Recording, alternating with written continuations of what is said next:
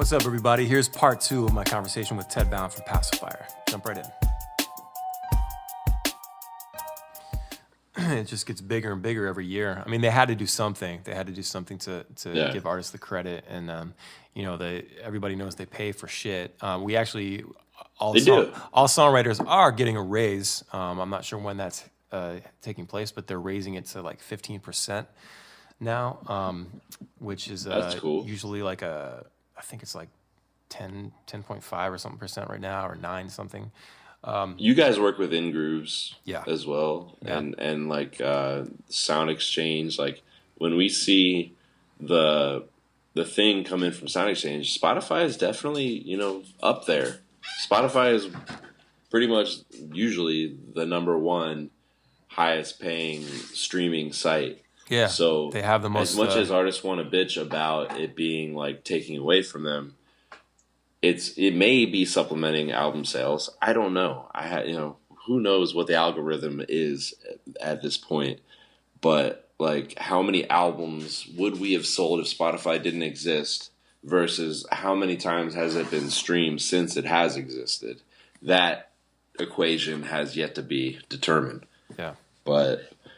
And that's why it's totally a new thing. Is nobody even knows how to calculate it really. Yeah, it's it's fractions of a penny for sure. It's like 0.0007 something or whatever. Yeah, maybe more zeros at the front. But it's amazing how it does add up. It really does. You're certainly not making as much as you could if you were actually selling MP3s and CDs like we used to. But I think the overall volume of who's going to hear your music now, I mean, it's leveled the playing field.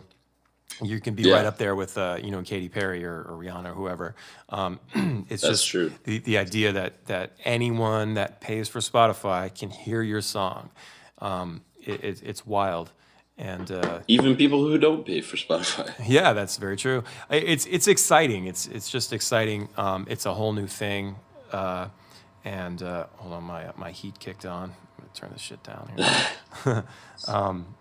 My neighbors were. Your neighbors stopped their flooring project. So they were still going here at the beginning of the podcast, but I think they stopped. I didn't hear it at all. Right on. So there we go, dude. I love this Nest, man. I just grab my phone, switch it off. Sick. I mean, streaming was one of those things, like, I think a few years ago, and even more recent than that, artists were definitely not stoked on the fact that, the money was nowhere near as good as it was with CDs and MP3s.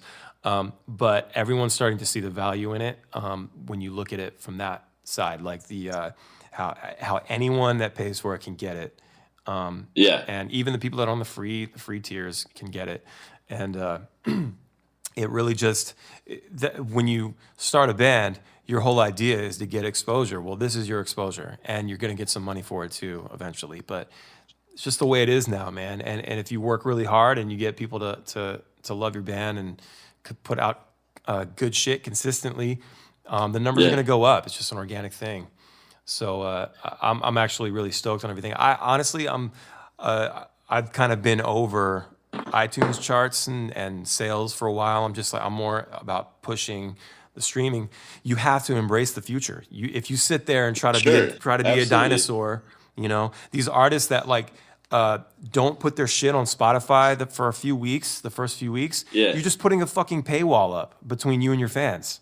You're not giving them access. This is where they are. They're at Spotify. Why are you going to make them go buy the record? You're still going to get people that will buy the record. Your fans, your big hardcore fans, will probably buy the record.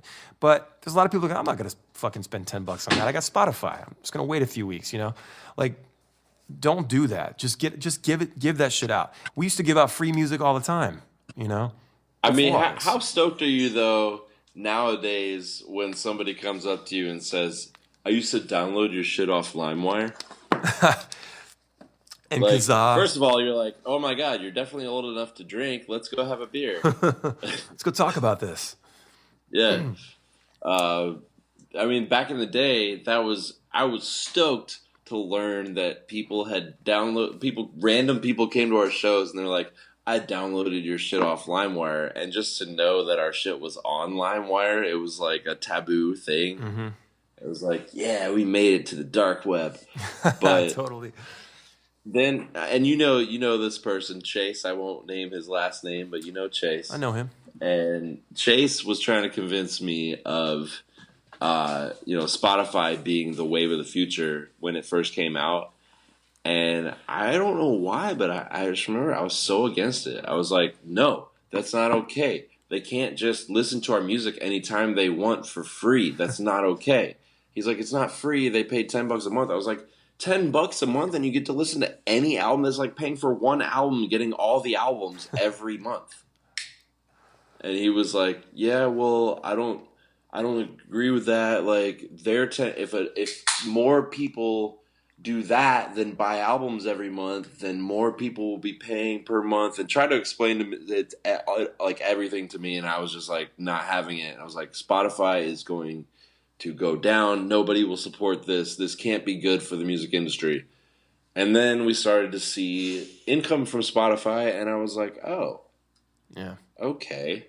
They do pay out. It is significant. It is something that's worthwhile promoting.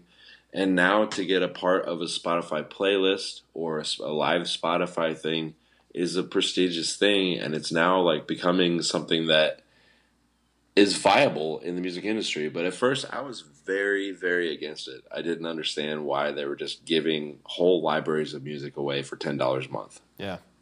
It's hard to take at first. It's such a big shift. And, when you're a purist and you love CDs and just Yeah.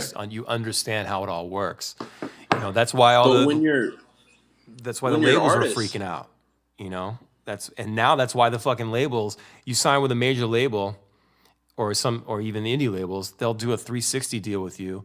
And it's just, they take a piece of fucking everything because they don't know how to make money anymore. You yeah. know? I'd say that one very positive thing about it is that it promotes, like, as artists, it promotes creation. We listen to Spotify. We discover new music every day because of Spotify. We can't deny that. Yeah. Every musician has become immersed in Spotify and understands that you can discover new shit related to the shit that you already know and expand your musical knowledge and expand your musical intake because of this new app. And it is definitely encouraging an age of like a new renaissance because people are now able to access music that they could only access through, downloading it illegally or buying it on iTunes. It's now a new alternative where you pay $10 a month and you can listen and be exposed to music that you never would have been exposed to before. Yep. And people are coming out with some crazy shit. These young kids, the kids are 20 to 25 right now that are out there starting bands. I'm hearing music at these shows and these festivals and seeing these young kids play music. I'm like, holy shit, there is a renaissance coming. This whole like internet, everybody's sharing music and everybody understanding the same music finally together is creating this younger generation.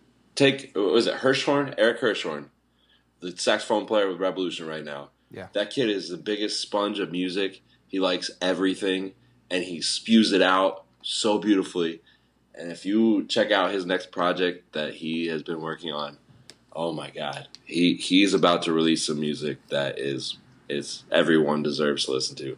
But what I'm saying is the young generation, there is hope for the young people right now because Spotify and things like it, Google Music, we're just keep saying Spotify, but like iTunes, Apple Music, Google Music, Rhapsody,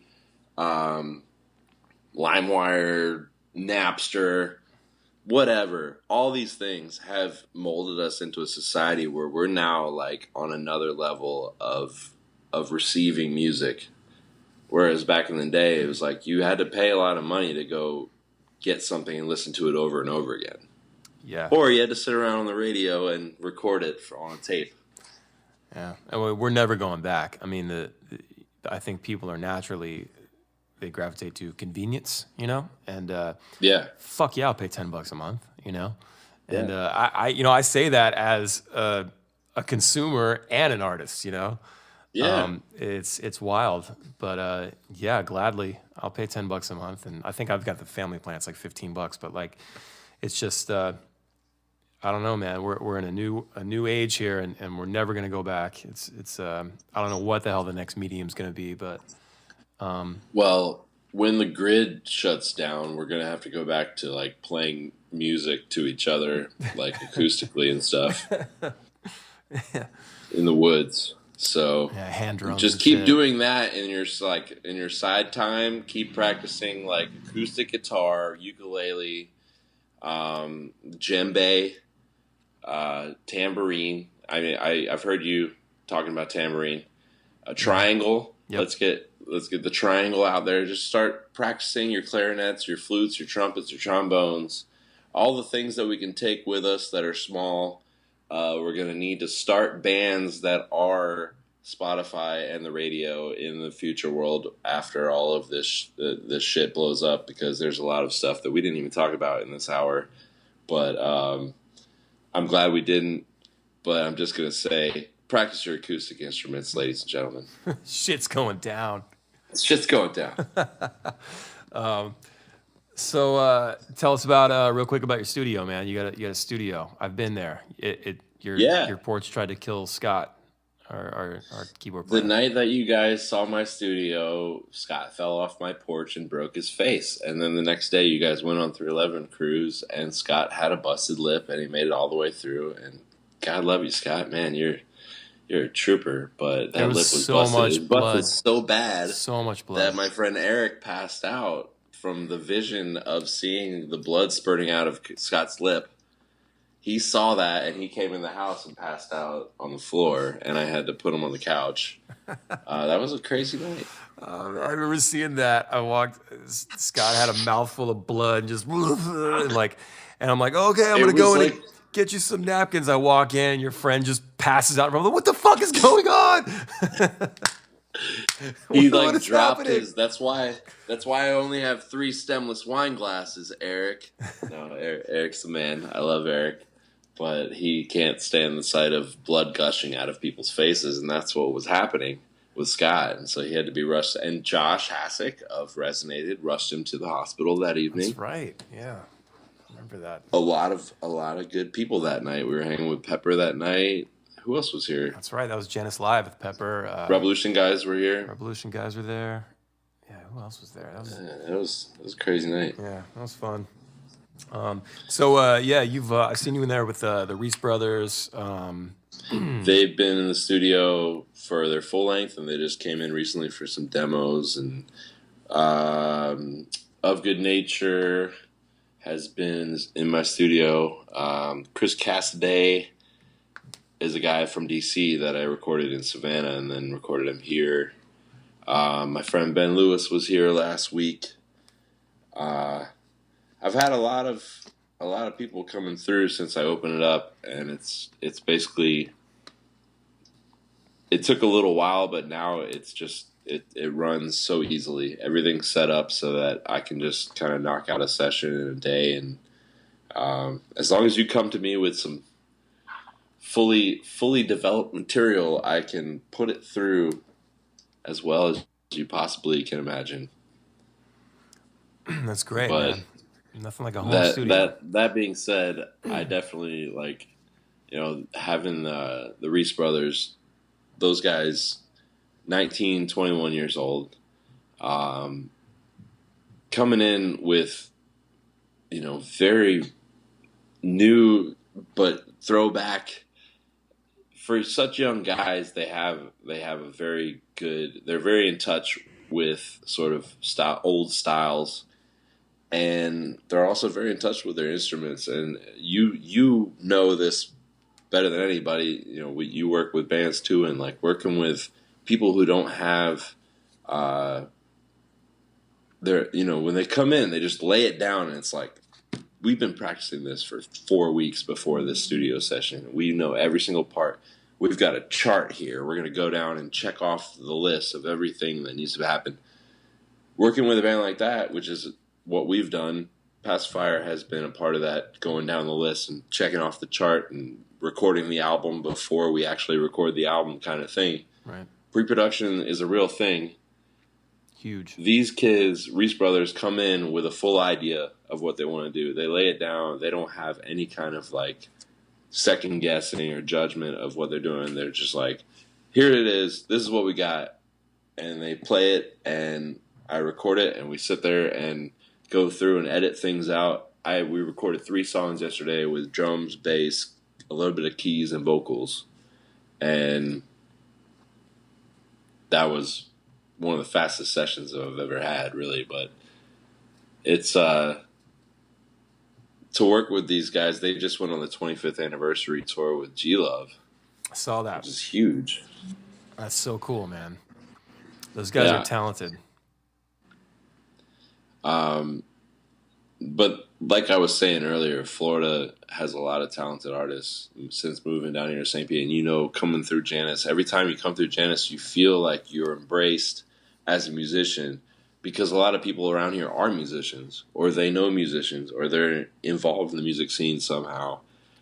And this is definitely a town or an area, Central Florida is an area where you're going to come across a ton of people who are super talented that are just playing the bar scene, and all of a sudden just sort of end up with a band that's about to catch a tour and go out, and then, you know, they're in such and such a band. But Florida's an incubator space for music, and especially for our scene, for sure. Florida's been a second home for Ballyhoo for 12 fucking years since we started going there. It's just every time we go, just the shows they go off. Everybody's super pumped. We love going to Florida. We used to go there 4 or 5 times a year before we slowed down a little bit, and it's just such a great time. And there's so many places. It's like a small state, but there's so many places to go. You know, it's not a small state. It's not. Well, I guess in the way that like huge. You can bounce around within 3 hours from left to right and just ping pong and just play. It feels small because there are so many big cities within 3 or 4 hours. You're right. The whole East Coast is like that. Yeah. That's like the difference between touring East and West Coast is like East Coast, you can do a whole month tour on the East Coast.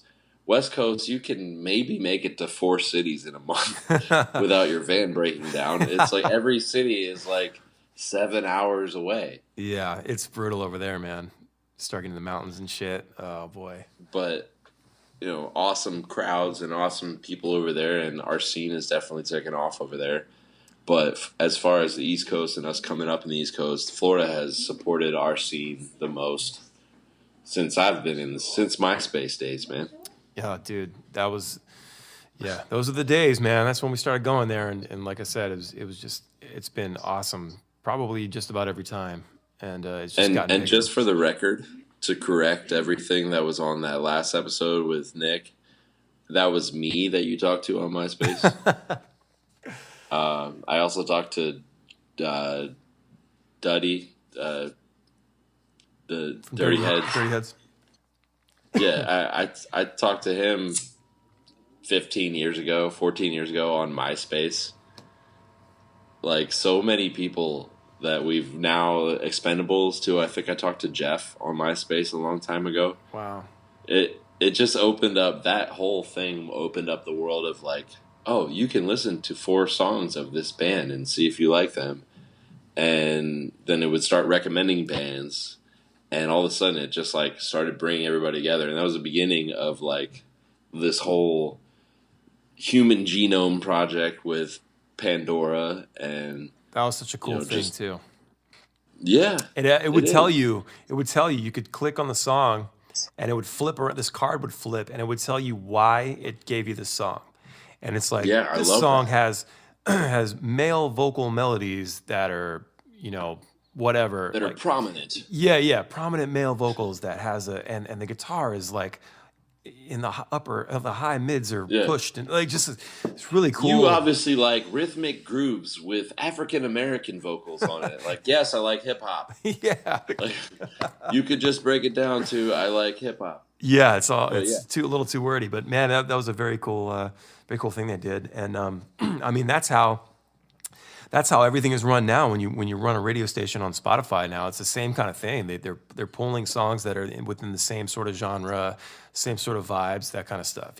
That's what that daily mix is. I love the daily mix. Like, just we've come a long way with music. I think music is probably bigger than it's ever been. Since I was a kid. I remember like the mid '90s being like so badass. The '90s are like the best music, and I feel like we're just in another era of just like music explosion, especially now with streaming that's really leveling the playing field. Yeah, it's there's no. I saw a band that you and I both know. I'm not going to say who they are, but I saw a band the other day who definitely went through all of the genres in one performance, and I just didn't. I was like, okay, the future. I know we're there. I know we're in the future, but like, what was that? There are things now that I feel like an old man that I don't understand because it's like a mixture. And I'm sure people like, I remember showing my dad like Bob James samples in hip hop songs, and he's like, I love Bob James, but I don't know if I like this. It's like now you're seeing all these other influences from the 90s and early 2000s that are all mixtures of influences from the 70s, 80s, and 90s. It's just this big mashup now of so many things. You can go see a pop star, quote unquote pop star, and hear like 20 different kinds of music in one set. Yeah. And not really know exactly what kind of show you just went to see. Pretty much because they're just trying to tap into every single popular trend within an hour and a half.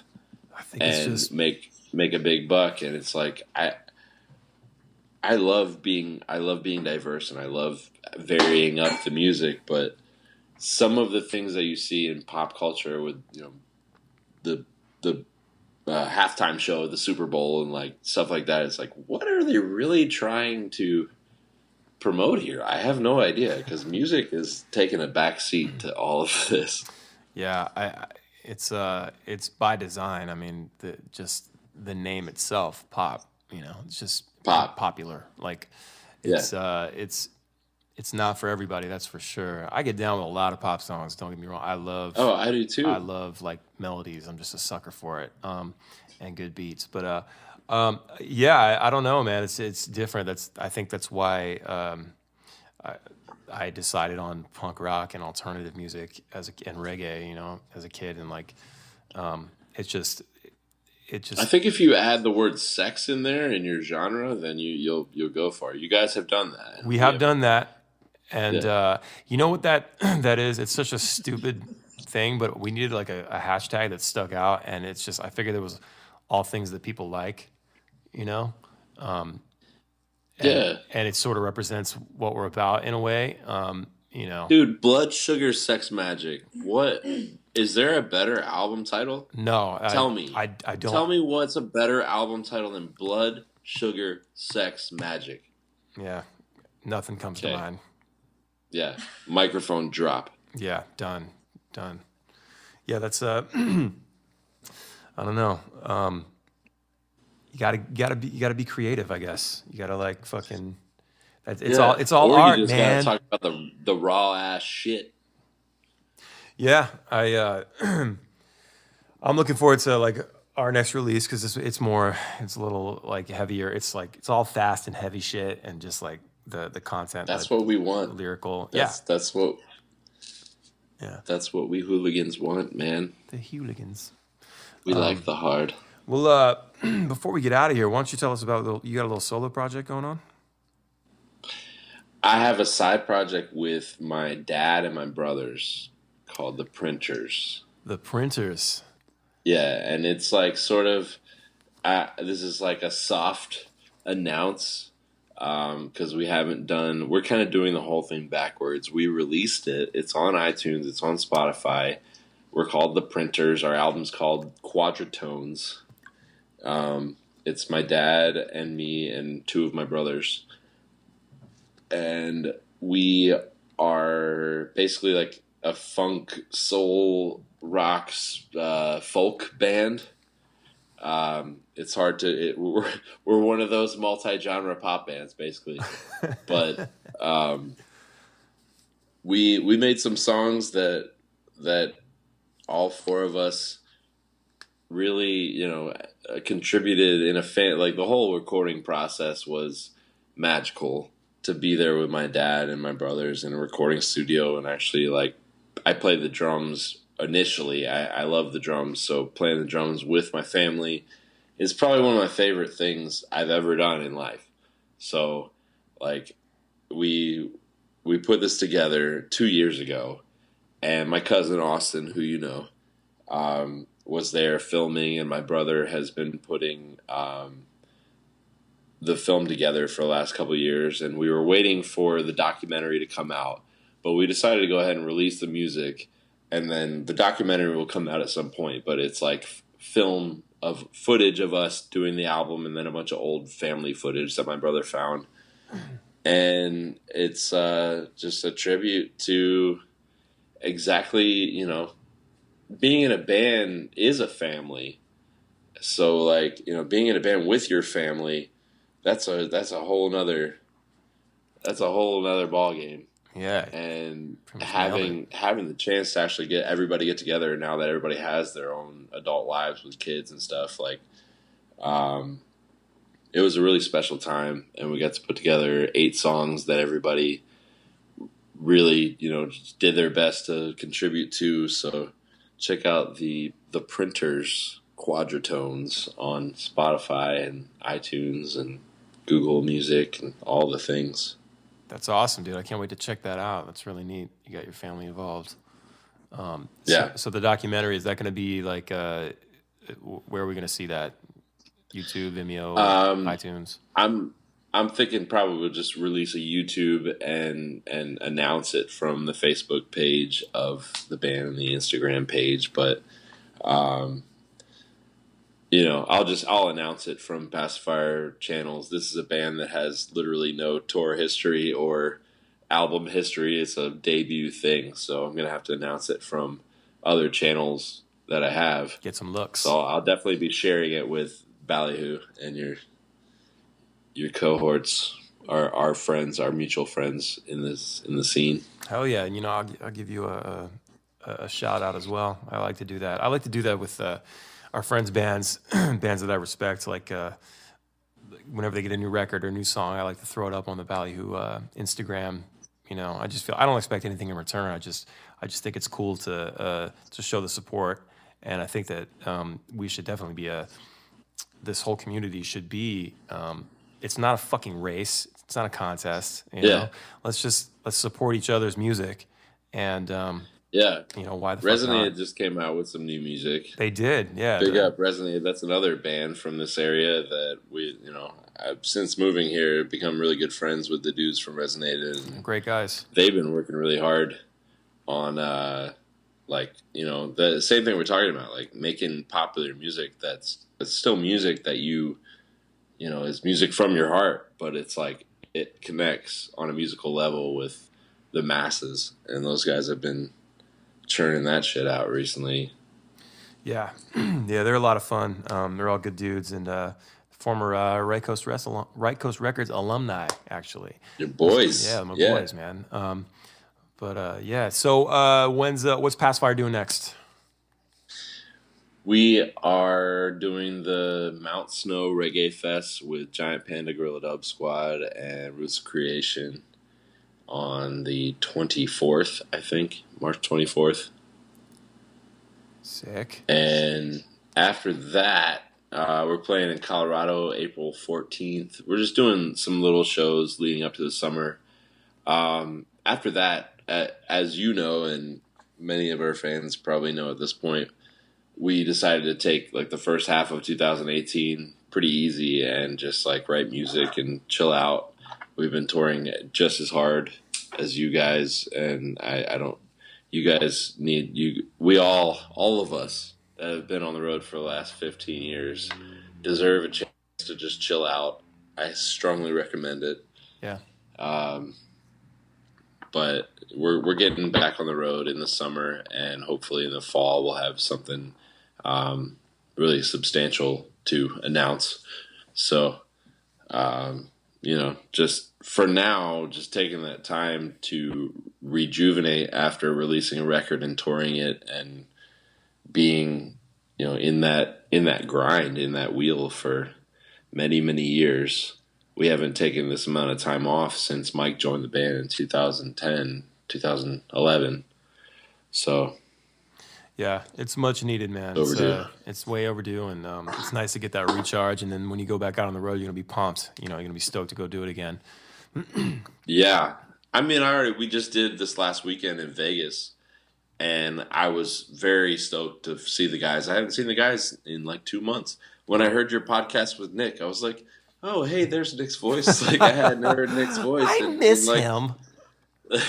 We've had like conferences on the phone and stuff, but like I hadn't heard him talk candidly in a couple months. I was like, "Oh, that's my friend Nick." Like I definitely miss the guys when we're not on the road together, but we definitely deserve a chance to not be inside of our van. I saw you guys pimped out your vehicle recently, We and did. it looks amazing, and I'm jealous as fuck. Oh, Like you I gotta do really it. want something that's comfortable like that for tours going forward. The van life is not the life for anybody past 30 years old. It's just not. It's not a thing. It's for the birds, man. It's for the fucking birds. Fucking That birds. may be the least punk rock thing I've ever said, but punk rock is basically available to everyone, 0 to 29, and then when you're 30, it's like, yeah, punk rock, but this, and this. And then like the list gets longer and longer, and you're like, yeah, punk rock, but yeah, no, I'm not punk rock. Sorry, I can't sleep in an alleyway in my van, like wake up the next morning, drive 10 hours, and then sleep in another alleyway in Seattle. Yeah, just yeah, that shit can go kick rocks, bro. That shit's done. Yeah, Yeah, no, but when, yeah, that's one of those things. Like we just decided our van was going up anyway, and we're like, all right, we're not doing this E350 bullshit anymore. Like it's time. It's definitely time. We're gonna, So we just, you got to search. You got to search around. We found a great deal, and we made it happen. So I see the same thing well, happening for you guys. I gotta give it up for JR back in the day, your old bass player. Yeah. JR hooked us up for it lasted at least 2 years. He hooked us up with the Inverter. the inverter, yes, the power inverter. And then all of a sudden, for like a 2 year golden era of Passafire van touring, we were able to like hook up laptops, and everybody was watching movies the whole time, and it was like van touring had a new life to it. And then our alternator died twice because of the power inverter. Because you forgot to turn it off. And God love you, JR. I know you hooked it up right. I think we tried to rehook it up and fucked it up. And that shit killed our alternator twice after that. And we just had to ditch it. And then we went back to like having like a dual USB cigarette lighter thing. Like, what even is that? I'd rather like curl up in a ball and die than have just one USB available to 7 dudes in a van. Yeah. That's not okay. That shit doesn't fly, man. We've got 7 dudes in the van at all times, and it's just Yeah. we got to have our shit charged up. We got plugs and lights in our bunks, dude. It's awesome. Light switches and Oh plugs. my God. I know. I've seen your with shit. USB. I love it. It's so sick. I've been in there. I've played games with you guys in there. It's luxurious. We just, we'll probably go back out in our van. We'll probably get it fixed up, and we'll probably go back out in it. We'll probably just do the same fucking thing. But it's nice to talk about it. It's nice to be like, someday we'll have a nice vehicle and we'll be comfortable.